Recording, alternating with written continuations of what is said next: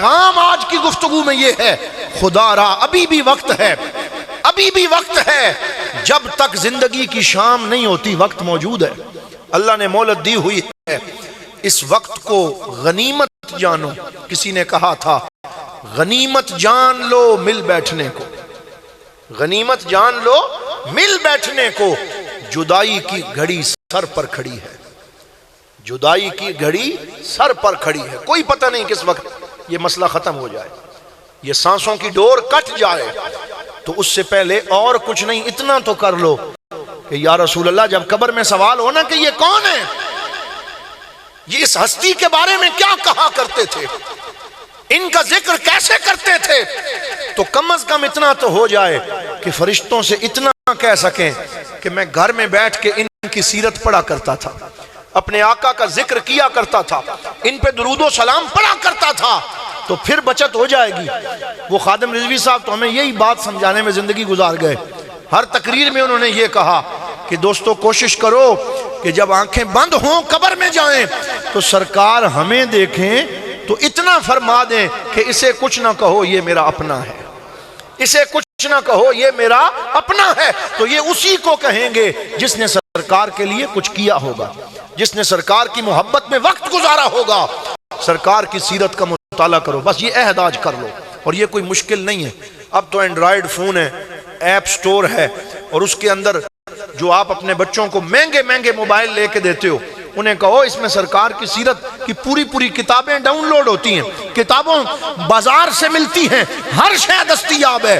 میں آپ سے کہوں گا اور کچھ نہیں تو 5 جلدیں ضیاء القرآن، 5 جلدیں ضیاء القرآن، جسٹس پیر محمد کرم شاہ الازہری رحمۃ اللہ تعالی علیہ کی، جو آپ نے قرآن سمجھانے میں کوشش کی ہے، 20 سال لگے ضیاء القرآن لکھنے میں، وہ لے لو۔ 7 جلدیں ضیاء النبی لے لو۔ اور میں نے تو جلال پور شریف، میرا اپنا یہ سارا علاقہ ہے، میں نے وہاں تحریک چلائی ہے کہ جب بچیوں کی شادی کرو، جہاں انہیں فریج دو، اے سی دو، واشنگ مشین دو، جو مرضی ہے دو، لیکن ساتھ اپنی بچی کو قرآن کی تفسیر اور سرکار کی چمکتی ہوئی سیرت کا تحفہ دے کے بھیجو۔ وہ ان کے گھر رہے گا، ان کی آنے والی نسلیں پڑھیں گی، زندگی سنور جائے گی، تو باپ سرخرو ہو جائے گا۔ خود بھی پڑھو، بچوں کو دو، بچیوں کو دو، تاکہ ہمیں سرکار دو عالم صلی اللہ علیہ وسلم کی سیرت کا یہ شعور میسر آ جائے۔ میں صرف ایک آخری واقعہ سرکار کی سیرت کا بیان کرتا ہوں جس سے ایمان تازہ ہو جائے۔ غزوہ خندق کا موقع ہے، اور یہ اسلام اور کفر کی تیسری جنگ ہے۔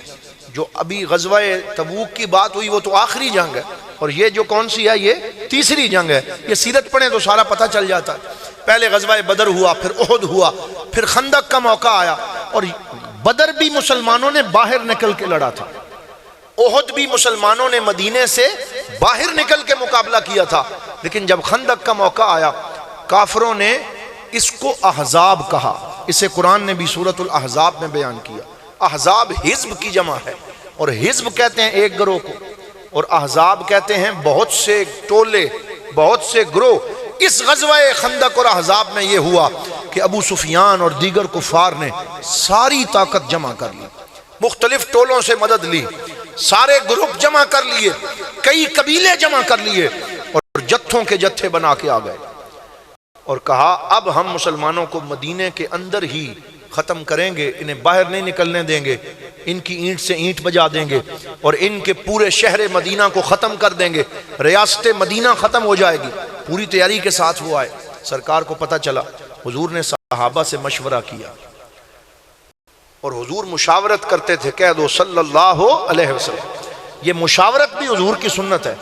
آج ہم نے اپنے گھروں میں ون مین شو شروع کیا ہوا ہے کہ جو کچھ باپ کہہ دے بس وہی ہوگا، کسی کی نہیں سننی، اور اس سے جھگڑے پیدا ہوتے ہیں۔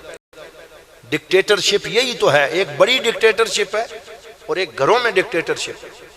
سرکار دو عالم صلی اللہ علیہ وسلم کی سیرت یہ ہے، جو کام کرو اپنے بھائیوں سے، اپنے بیٹوں سے مشورہ کرو، اپنی زوجہ سے مشورہ کرو۔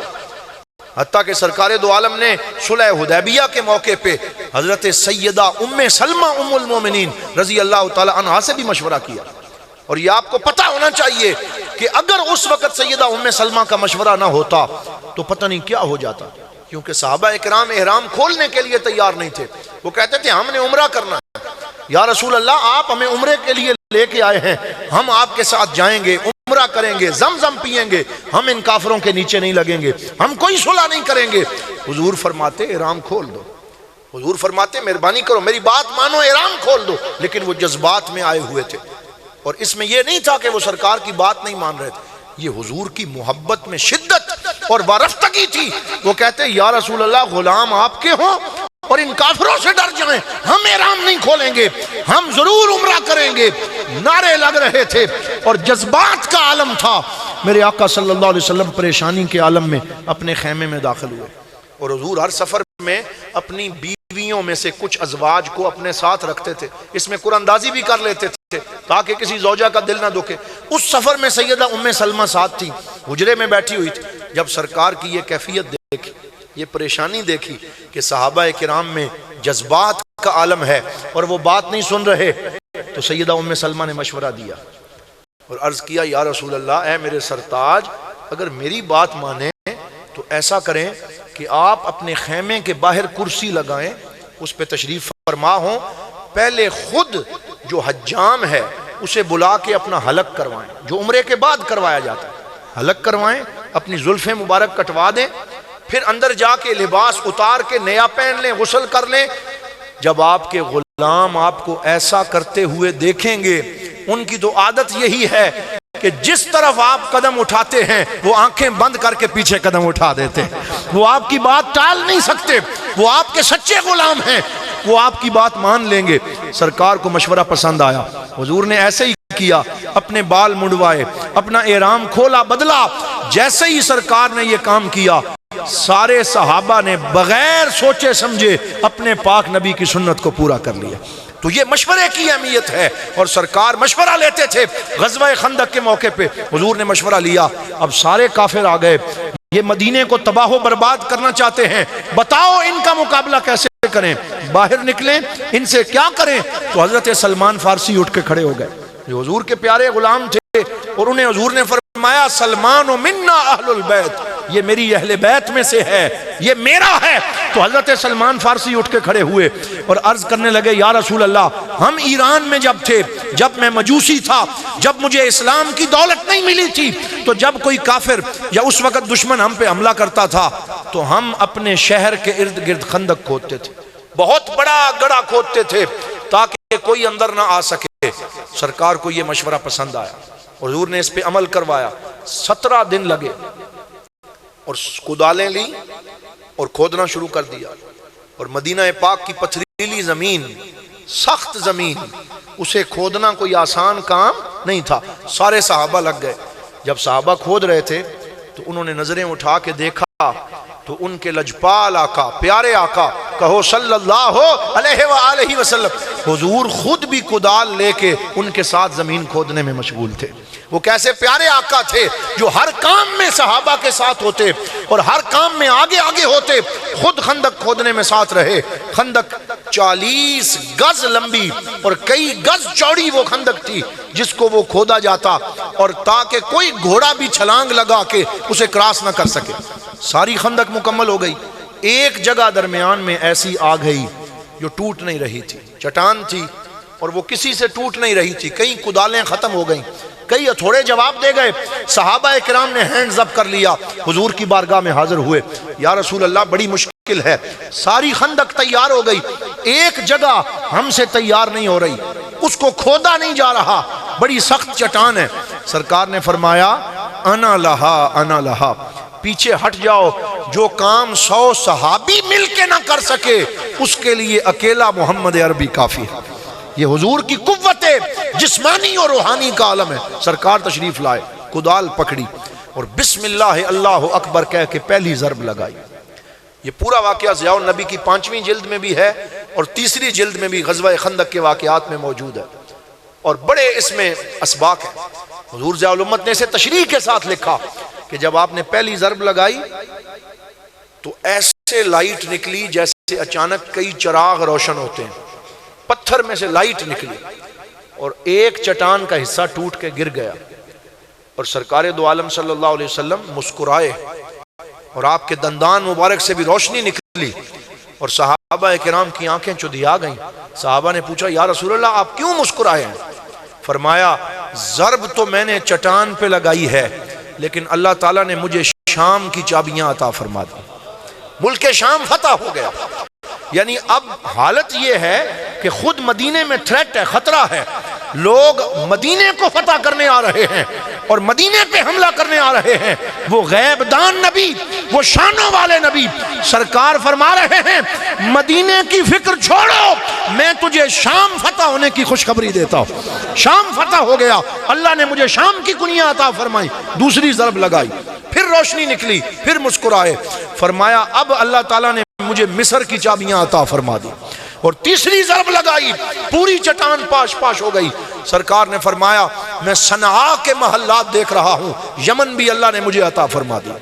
تو 3 ضربوں میں 3 ملک سرکار نے فتح کرنے کی خوشخبری دے دی۔ پیر صاحب نے یہاں ایک جملہ لکھا جو عقیدے کا جملہ ہے، میں آپ کو یاد کروانا چاہتا ہوں، یہ یاد کر لیں۔ اب آپ مجھے یہ بتائیں کہ سرکار نے فرمایا شام فتح ہو گیا، مصر، ایران اور یمن فتح ہو گیا، یہ سارے ملک سرکار کی ظاہری حیات میں فتح نہیں ہوئے۔ کب فتح ہوئے؟ کچھ حضرت ابوبکر صدیق کے دور میں، کچھ سیدنا عمر فاروق کے دور میں، اور آخری حصے حضرت عثمان غنی کے دور میں۔ اور سرکار نے فرمایا اوتی تو مجھے چابیاں دی گئیں، مجھے عطا فرمائی گئیں۔ یہ اس جانب اشارہ تھا کہ میرے بعد جب میرے خلفاء آئیں اور وہ میرے اس نظام کو آگے بڑھائیں تو ان کے بارے میں غلط گفتگو نہ کرنا، ان کے بارے میں یاوہ گوئی نہ کرنا، ان کی ذات پہ اعتراض نہ کرنا۔ میں محمد اعلان کر کے جا رہا ہوں کہ ابو بکر کی فتح بھی میری فتح ہے، عمر کی فتح بھی میری فتح ہے، عثمان و علی کی فتح بھی میری فتح ہے۔ تو یہ عقیدہ سرکار نے عطا فرمایا کہ میرے بعد جتنے خلفاء ہیں سارے برحق ہیں، بولو سارے برحق ہیں، اور ان کی ترتیب بھی برحق ہے اور ان کے بارے میں ہمارا عقیدہ بھی برحق ہے۔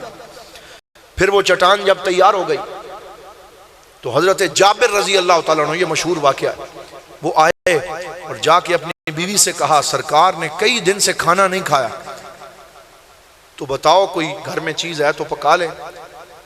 یہ مشہور واقعہ ہے۔ ان کی بیوی نے کہا 1 سوا سیر آٹا ہے اور تھوڑا سا بکرے کا گوشت ہے یا چھوٹی بکری ہے، تو اسے ذبح کیا، گوشت تیار کیا، کہا تم آٹا گوندھ کے روٹیاں لگاؤ، سالن بناؤ، میں حضور کو لے کے آتا ہوں، آج میں نے اپنے گھر میں آقا کی دعوت کرنی۔ تو جب وہ جانے لگے ان کی بیوی نے کہا سرگوشی کرنا، کان میں کہنا، کہیں آقا صلی اللہ علیہ وسلم کے علاوہ زیادہ لوگوں نے سن لیا، حضور تو کریم ہے، سرکار سب کو لے آئیں گے، مسئلہ بن جائے گا، تم کان میں کہنا تاکہ صرف 2-3 بندے حضور کے ساتھ آئیں، ہماری عزت رہ جائے، ہماری ناک نہ کاٹی جائے اور یہ مسئلہ حل ہو جائے۔ حضرت جابر نے جا کے کان میں سرگوشی کی، یا رسول اللہ اس غلام نے آپ کے لیے تھوڑا لنگر تیار کیا ہے، آپ مہربانی فرمائیں، قدم رنجا فرمائیں، میرے گھر کو برکتوں سے نوازیں اور میری دعوت کو قبول فرمائیں۔ اب دعوت قبول کرنا یہ حضور کی سنت ہے۔ سیدہ عائشہ صدیقہ ام المومنین فرماتی ہیں کہ اگر کوئی یہ کھروڑے، وہ تو کہتی ہیں نا پائے جنہیں کہتے، اگر کوئی وہ پکا کے دعوت کرتا حضور اس کی دعوت بھی قبول کرتے، کوئی دال ساگ پکاتا اس کی دعوت بھی قبول کرتے۔ سرکار چیزوں کو نہیں دیکھتے تھے، حضور اپنے غلاموں کے دل کو دیکھتے تھے اور ہر ایک کی دعوت قبول فرماتے تھے۔ سنا ہے آپ ہر عاشق کے گھر تشریف لاتے ہیں، میرے گھر میں بھی ہو جائے چراغاں یا رسول اللہ۔ تو سرکار نے فرمایا اے جابر کیا پکایا، آج کیا انتظام کیا؟ یا رسول اللہ تھوڑا سا آٹا ہے، تھوڑا سا گوشت ہے، آپ کرم نوازی فرمائیں۔ حضور نے فرمایا آپ چلے، میں آ رہا ہوں۔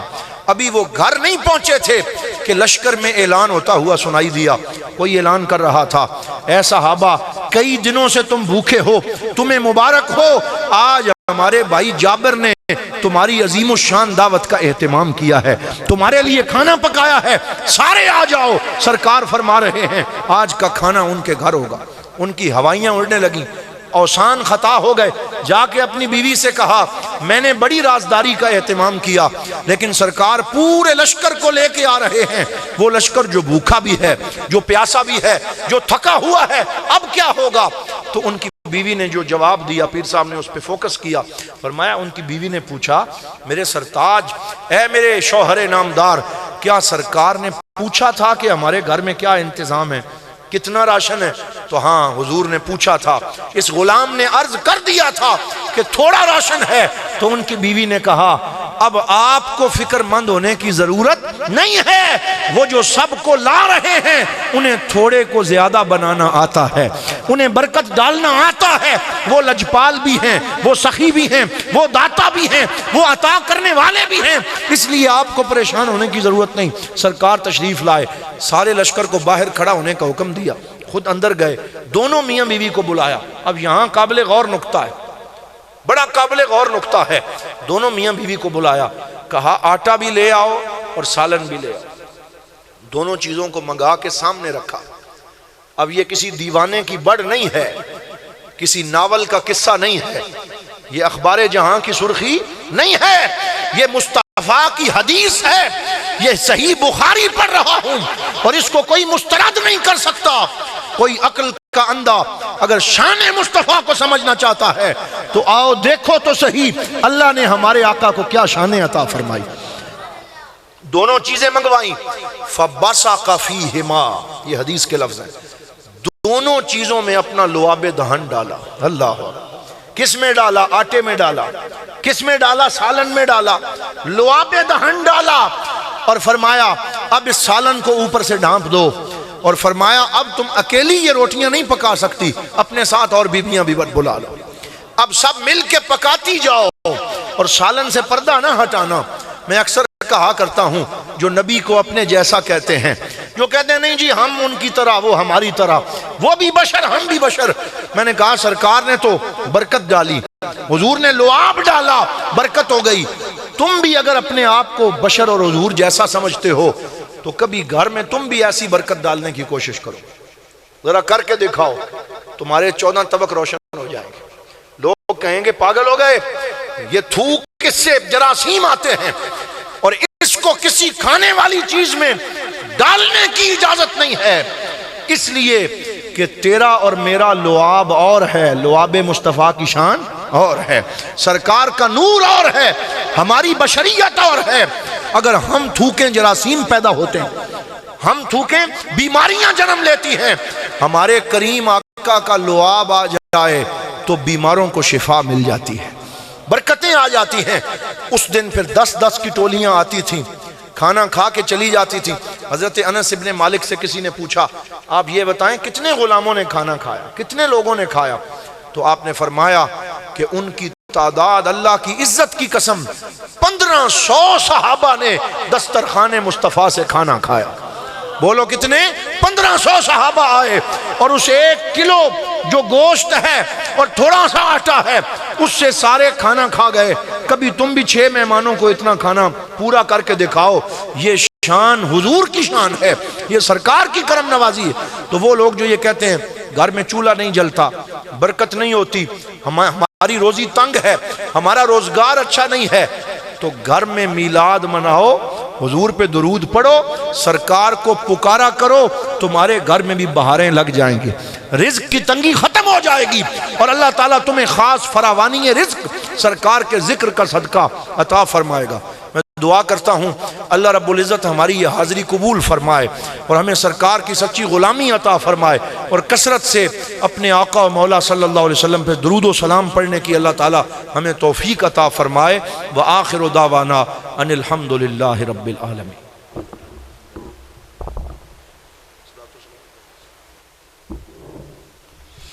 مصطفیٰ جان رحمت پہ لاکھوں سلام، شمع بز میں ہدایت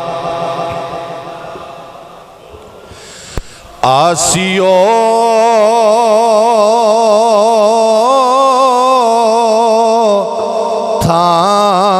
تھام لو دامن مصطفیٰ، آسیو تھام لو دامن مصطفیٰ اور پڑھو رب کی رحمت پہ لاکھوں سلام مصطفیٰ جان رحمت پہ سیدہ زہرا طیبہ طاہرہ سیدہ زہرا طیبہ طاہرہ جان احمد کی راحت پہ لاکھوں سلام مصطفیٰ جان رحمت پہ یا الہی صدقہ آل رسول یہ سلام عاجزانہ ہو قبول.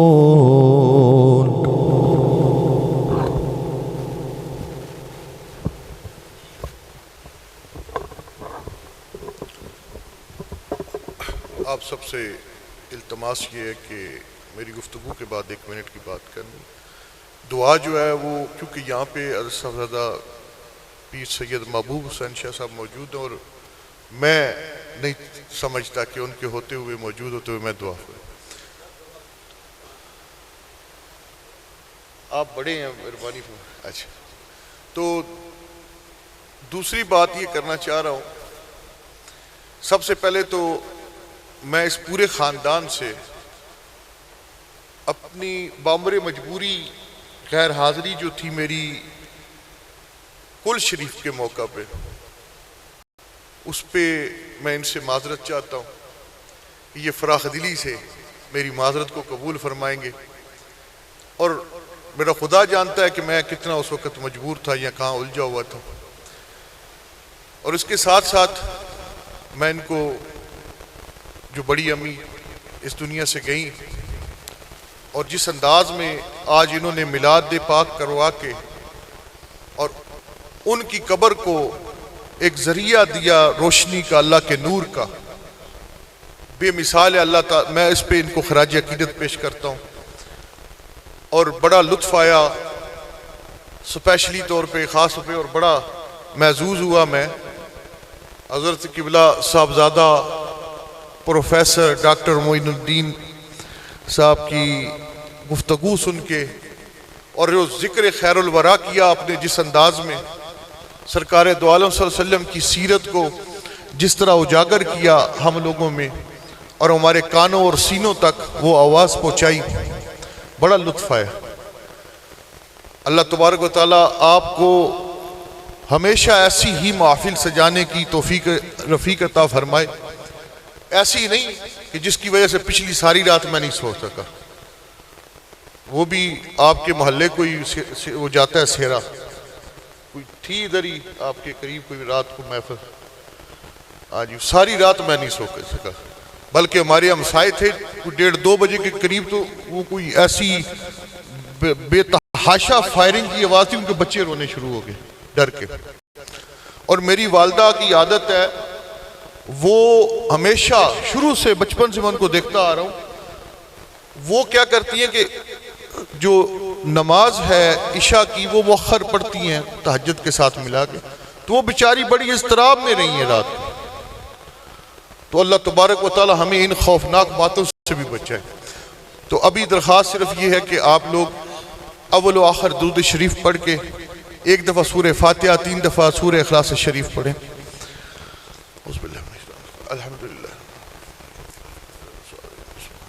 قل احد اللہ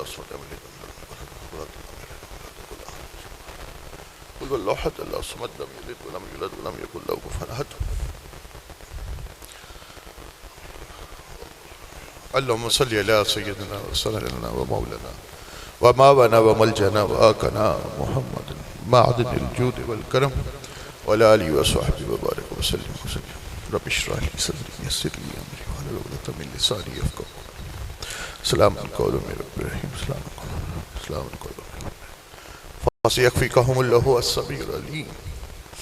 یا الہ العالمین اپنے پیارے حبیب نبی کریم رؤوف رحیم صلی اللہ علیہ وسلم کے صدقے میں مولا کریم یہ جو اہتمام کیا گیا، یہ جو محافل سجائی گئی تیرے محبوب پاک کی ذکر و اذکار کی مولا کریم، حقیقت میں تو میں کہوں گا کہ یہ تیری سنت ادا کی جا رہی تھی۔ یا الہ العالمین اس جو آرزو کی گئی، جو کاوش کی گئی، مولا اس کو قبول و منظور فرما لے، اور ہر طرح کی غلطیاں اور کوتاہیوں سے درگزر فرما کے مولا، اور جس خاص طور پہ جناب میاں احسان صاحب اور جناب حافظ افتخار صاحب اور جناب میاں حسنات صاحب اور ان کے پورا خاندان، اور خاص طور پہ جو بھی بڑی امی کی بچیاں تھیں اور ان کے بچے، مولا کریم ان سب نے جس طرح بھی اس پروگرام کو سجانے میں دامے درمے قدمے سکھنے حصہ لیا، مولا اس پروگرام کے صدقے میں، اس میلاد پاک کے صدقے میں اور اس میں ہونے والے ذکر کے صدقے میں مولا کریم ان سب کی تمام آرزوؤں کو قبول فرما لے، ان کے گناہوں کو بخش دے۔ مولا کریم جو ہم حاضر ہوئے اس محفل میں، مولا تو نے ہم پہ فضل فرمایا، اور مولا کریم یہاں پہ تیرے پیارے محبوب کا ذکر ہوا، تیرے پیارے محبوب کے بندوں کا ذکر ہوا۔ مولا کریم خصوصی طور پہ حضور ضیاء الامت، حضور ضیاء الکرم، بلکہ میں یوں کہوں گا استاد الاولیاء، مولا کریم ان کے صدقے میں مولا کریم ہمارا حشر بھی ان کے ساتھ فرمانا۔ یا الہ العالمین اپنے پیارے رحمت للعالمین کے صدقے میں مولا کریم ہماری بڑی امی اور ان کے تمام خاندان کو جو پہلے اس دنیا کا سفر پورا کر کے جا چکے ہیں، مولا ان کو سرکار دو عالم صلی اللہ علیہ وسلم کی شفاعت عطا فرما، ان کی قبر کو نور سے منور فرما دے، مصطفیٰ کی خوشبو سے منور فرما دے، اور جنت کے باغوں میں سے باغ بنا دے۔ یا الہ العالمین انہیں فاطمہ الزہرا السلام اللہ علیہ، حضرت خدیجہ الکبریٰ امہات المومنین کا سایہ اور حاضری عطا فرما، مولا ان کو آپ کی محفل عطا فرما، آپ کا ساتھ عطا فرما، اور جب ہم اس دنیا سے جائیں مولا کریم ہمیں سرکار دو عالم صلی اللہ علیہ وسلم کی زیارت نصیب فرمانا، اور آقا کا تبسم والا چہرہ ہمیں عنایت فرمانا۔ یا الہ العالمین ہمارے کرم ایسے ہوں، ہمارے کام ایسے ہوں مولا کریم، ہم سے ایسے کام لے لینا مولا کہ تیرا محبوب راضی ہو جائے۔ یا رب العالمین تجھے رحمت للعالمین کا واسطہ، تو رب العالمین ہے، تیرا محبوب رحمت للعالمین ہے، مولا ہم تو تیرے نوکر ہیں، تیرے مولا کریم ہم تو تیرے خادم ہیں، مولا تو مالک ہے ہمارا، ہمیں اپنے محبوب کا صحیح اور سچا اور پکا خادم بنا دے، نوکر بنا دے، ہمیں محبوب تیرے پیارے محبوب کا جو باغ ہے مولا اس کا صحیح طرح مالی بنا دے۔ مولا کریم ہمیں دین کے لیے خدمت کرنے کی توفیق عطا فرما، مولا ہمیں دنیا سے جو لگاؤ اور عشق مولا اس نفس کو قابو کرنے کی توفیق عطا فرما۔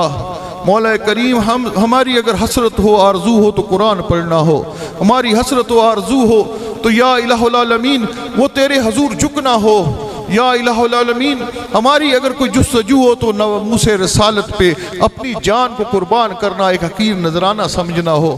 یا الہ العالمین اس پورے خاندان کو مولا اپنی رحمتوں سے نواز دے، مولا ان سب کو آپس میں اخلاص محبت دے، یہ جتنے بھائی ہیں جتنے گھرانے ہیں مولا اس خاندان کے سب میں اتفاق پیدا کر دے، سب کو ایک دوسرے کے دکھ درد کا شریک بنا دے۔ مولا کریم تو علیم بذات صدور ہے، جو دعائیں ہم تجھ سے مانگ سکے مولا ان کو بھی قبول فرما، اور جو نہیں مانگ سکے مولا تو سینوں کا علم جانتا ہے۔ مولا کریم ہم پہ رحم فرما دے، ہم پہ خصوصی کرم فرما دے، گناہوں سے دور فرما دے، نماز پڑھنے کی توفیق عطا فرما، سچ بولنے کی توفیق عطا فرما۔ یا الہ العالمین ہمیں برے کاموں سے بچا لے، مولا ہم میں طاقت نہیں، تو یہ طاقت رکھتا ہے، مولا اپنے فضل سے ہمارے ایمان کو سلامت کر دے، مولا لحد تک ہمارے ایمان کو کامل لے کر جا۔ یا الہ العالمین ہماری مدد فرما، مولا کریم یہ آج کل کی جو دنیا مولا اس دنیا کے ہوس سے بچا، اس دنیا کے شر سے بچا، دنیاوی مادی خواہشات سے بچا، یا الہ العالمین نبی کریم رؤوف رحیم صلی اللہ علیہ وسلم کا سچا عشق ہمارے سینوں میں ڈال دے. یا الہ العالمین ہمیں سرکار دو عالم صلی اللہ علیہ وسلم کا حق پکا اور سچا امتی اور آپ کی سنتیں اپنانے کا شوق عطا فرما دے. مولا ہم سب کے چہروں پہ داڑھی مبارک سجا دے. مولا کریم ہم سب کے ماتھوں پہ محراب سجا دے. یا الہ العالمین ہماری راتیں ہماری خلوت تیری عبادت میں گزریں, تیرے سے راز و نیاز کرنے میں گزریں. یا الہ العالمین ہمیں علماء اور صوفیاء کی صحبت عطا فرما. یا الہ العالمین ہم میں وہ جو شوق ختم ہو گیا ہمارے آباء و اجداد میں تھا, مولا ہمیں بھی وہ عطا فرما. مولا ہمیں اپنے بچوں کو مدارس میں دین کا علم لینے کے لیے بھیجنے کے لیے توفیق عطا فرما. یا الہ العالمین ہمارے گھروں کو دین کا گہوارہ بنا دے. مولا کریم ہمارے گھروں کو